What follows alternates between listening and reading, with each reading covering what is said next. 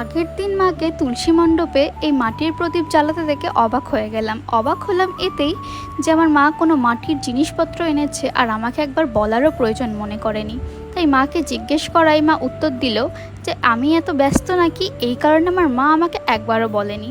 তা বলো যে ঠাকুরের জন্য সময় বার করাটা কি কোনো অপরাধ? একদমই না। তা আমার মা কী ভেবে আমাকে বলেনি আমি সত্যিই বুঝতে পারলাম না। যাই হোক, তা মা বললো যে তখন জিজ্ঞেস করেছিস তা শুরুই করে দে কাজটা। তো দেখো, কাজ করতে করতে তোমাদের সাথে গল্প করছি আর সমস্ত ঘটনাও ডিসকাস করছি। তো আমি এখানে ঠাকুরের প্রদীপের নিচে যে জিনিসটা রাখে, আমি সত্যি বলতে এটা জানি না নাম কি, তোমরা কিন্তু আমাকে জানিও। তো এই স্ট্যান্ডটা আমি সুন্দরভাবে আঁকলাম, আঁকার পর প্রদীপটাও কমপ্লিট করলাম। তো এই প্রদীপ আর স্ট্যান্ডটা আঁকতে আমি খুব কম মানুষকেই দেখেছি। তো তোমরা আমাকে জানিও যে তোমাদের কেমন লাগলো। Radhe Radhe everyone, and tata, bye bye.